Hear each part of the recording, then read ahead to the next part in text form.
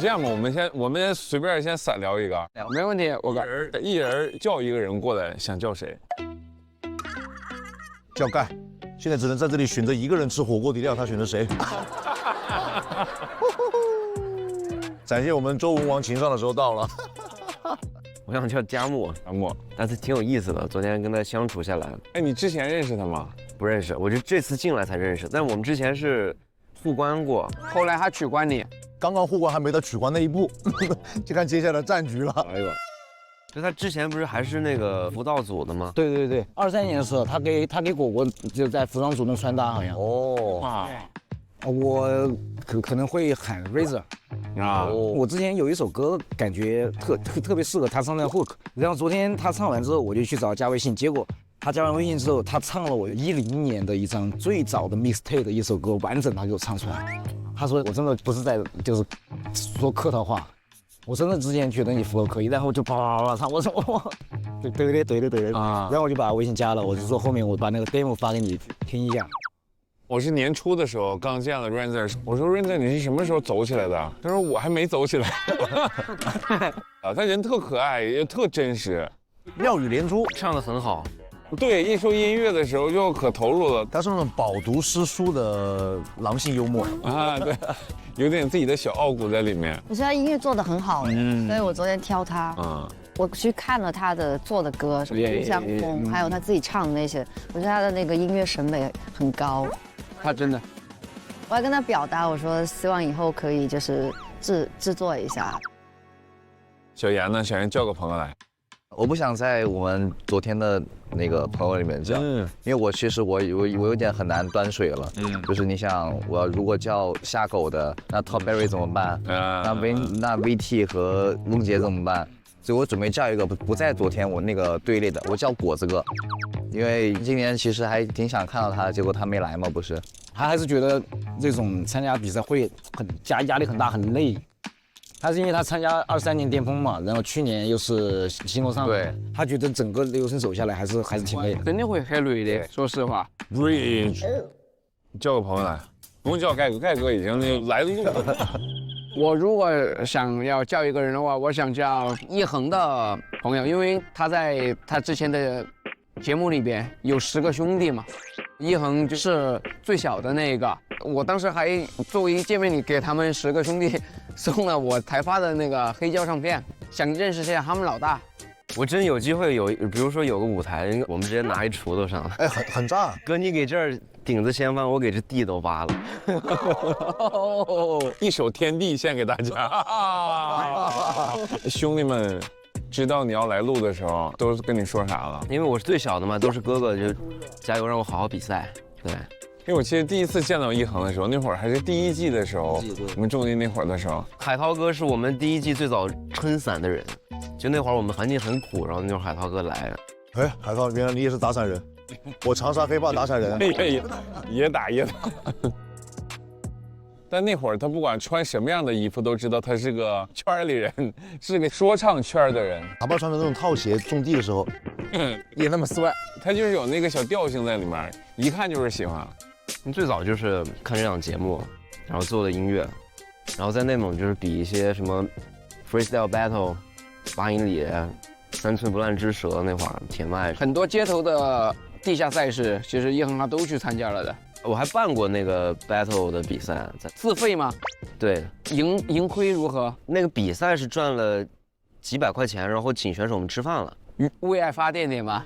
早期我们都是这样，当时是跟一个酒吧的老板，然后聊了一个合作，就说他不收我们场地费，然后就是让我们在这儿办一个比赛。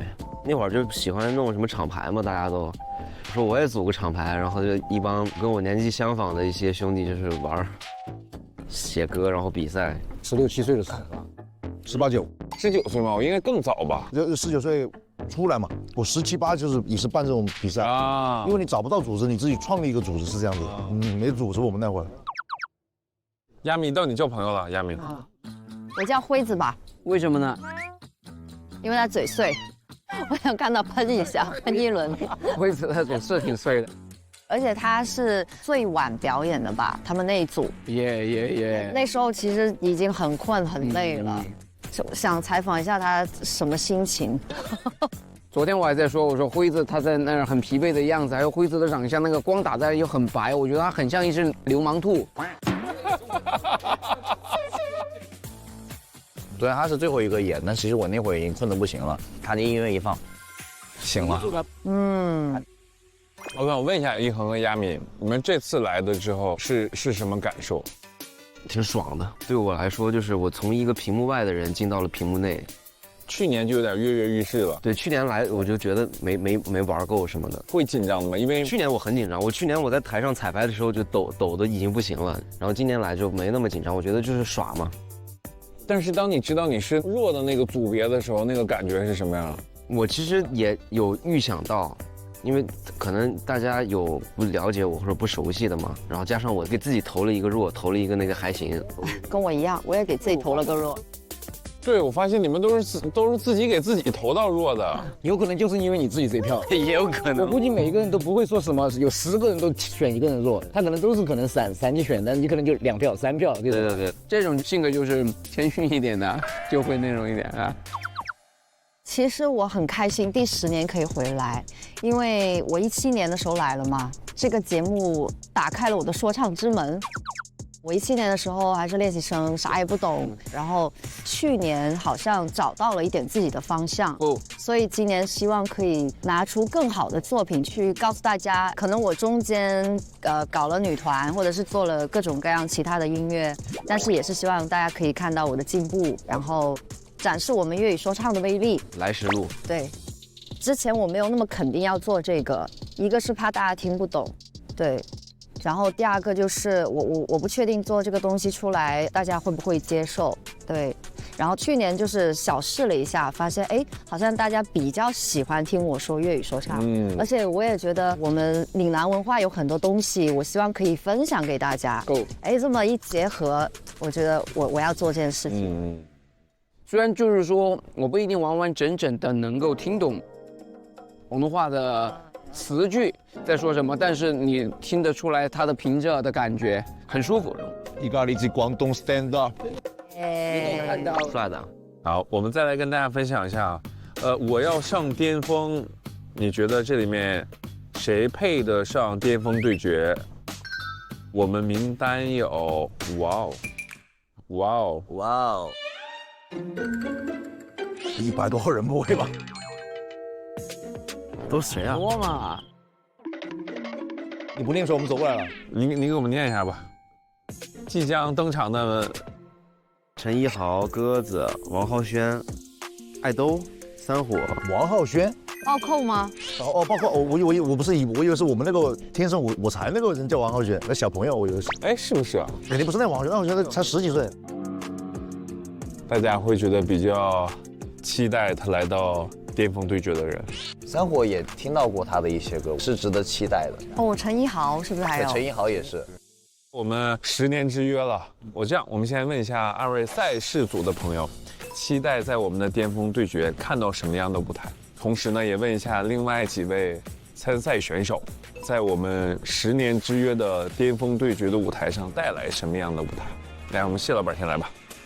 我是希望，首先它是一首又符合这种综艺比赛这种竞技感，但是你抛开这个，它又是一首好歌。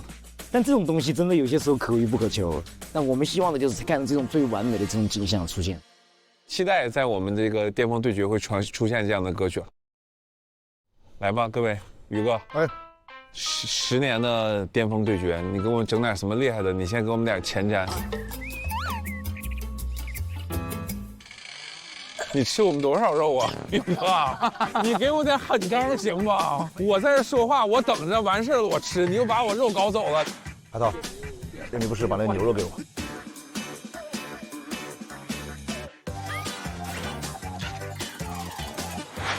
你就给我弄点厉害的好不好？好，我想想啊，弄点厉害的，我说实话啊，这一下就是所有回忆就是一下功夫足球一样，哇，全回来了。这个强度。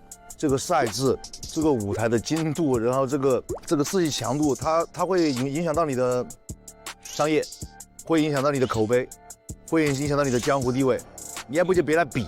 所以我觉得很多人都是想来打歌，对不对？这不是一个打歌的地方，就像谢老板说的，一个歌你要又适合在这里打，它又是一首好歌，这个重合度这是一个很高难度的事情。有时候你站一头就不错了，但是肯定我做到了2次，两边都站，哎，对，所以我肯定想来第3下，但怎么来了我真没想好。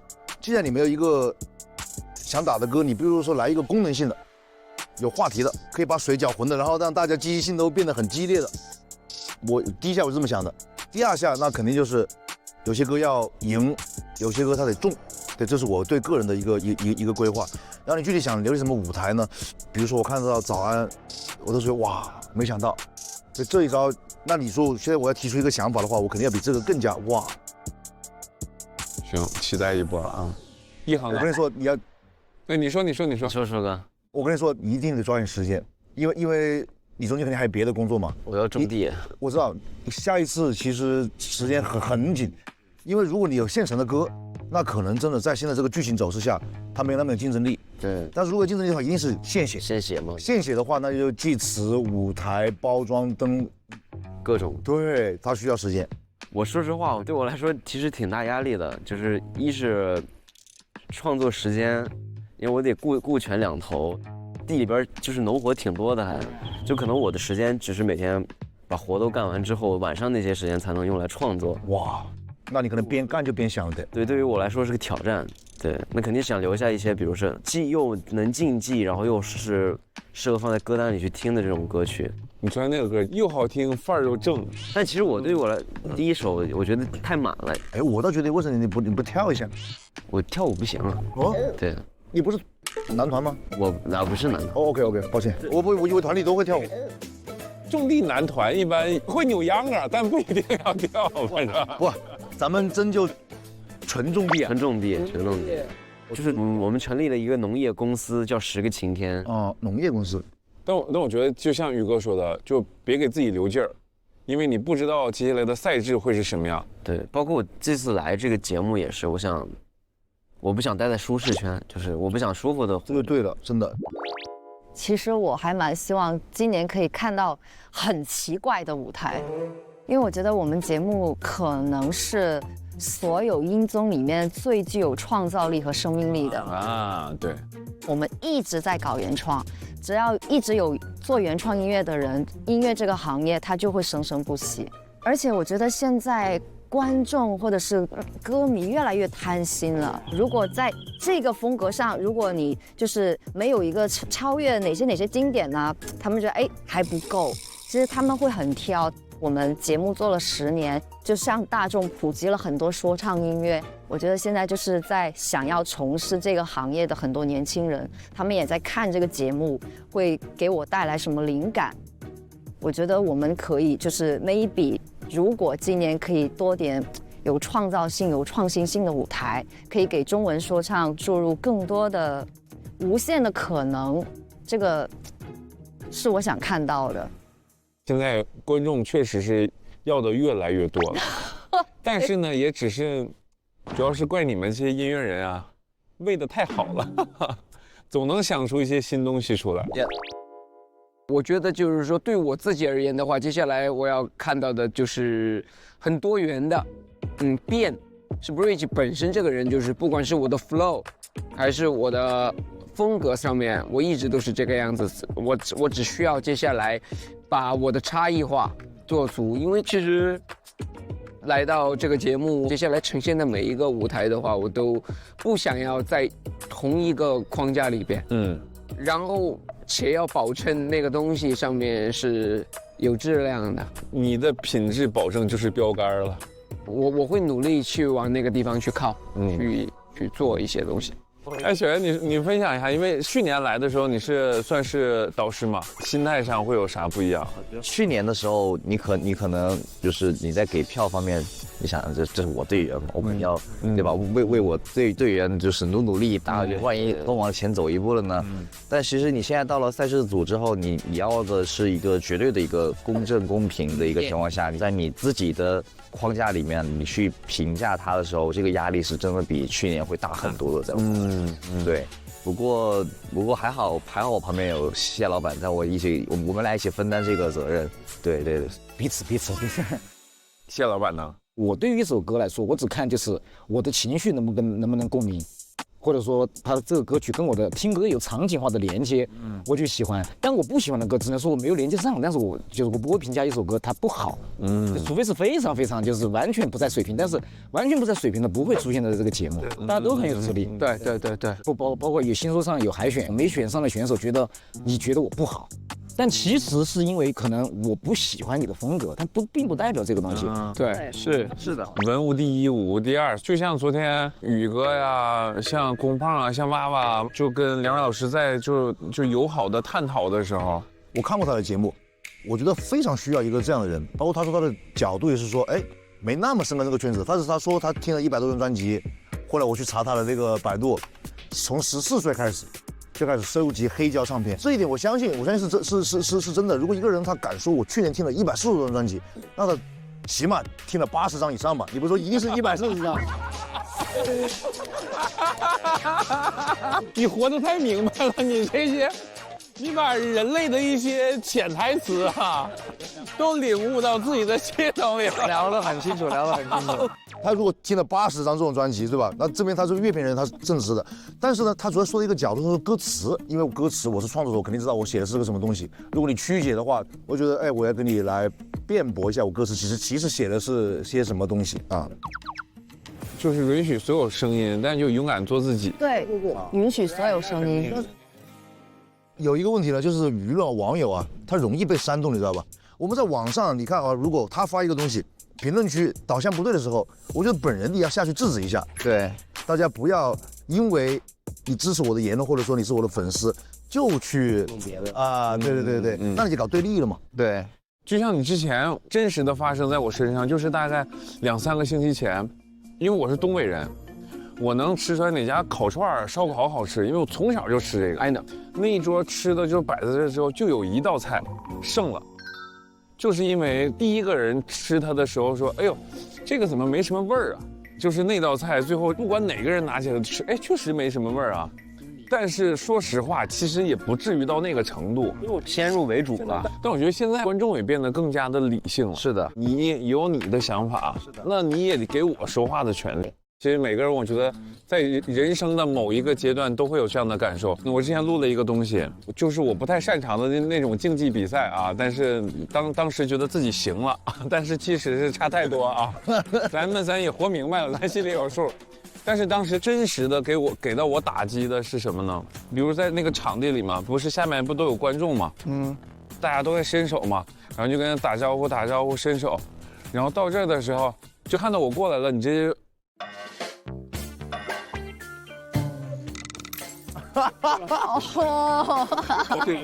我那一刻真是被雷劈了。明白。就之后我们表演完了之后，不还有这种大家就跟着拉票啊、互动啊，然后我全程，谢谢，避免尴尬。OK， 也是一个认清自己的过程啊。我能做的就是我把自己尽可能能做到的全部做到最好。对。因为每个人的天花板都不一样，每个人擅长的领域也不一样。所以能 get 到我那个说那个心态的变化。你有吧？你应该没有，你没有。可能我就是不会这样去理解这个东西。你如何理解的？你说就是，一般人肯定都是喜欢听到别人夸你，不喜欢听到别人骂你。到后面就是我会调整，就是我不去看这些东西。然后如果我无意中看到了，第一下肯定是不舒服，完了之后我就会去想这个东西，他到底说的有没有点道理？如果他说的是确实有点道理的话，我会做出一些改变，我觉得这也是好的事情。如果他讲的是完全属于乱讲的话，我说那可能不是一路人，你理解不了我。对，哎，就像昨天我突然想到梁婉老师在说辉子那段的时候，我其实听进去了，就是让辉子站在比如说叙事的角度讲讲老北京的事儿。其实我那个说的很好啊，很有情怀。我也听进去了。哎，我其实有个感觉，我在上面看他说啊，跟我在下面面对面的当他说我的时候，我感觉还真不一样。他点评你的时候要逆反心理，但我跳出来的时候啊，客观的看，他是有些话他真的说的很在理，有些是对的。特别是我在这上面看，我觉得我也这么觉得。因为其实它就是代表了一部分听众的耳朵和眼睛。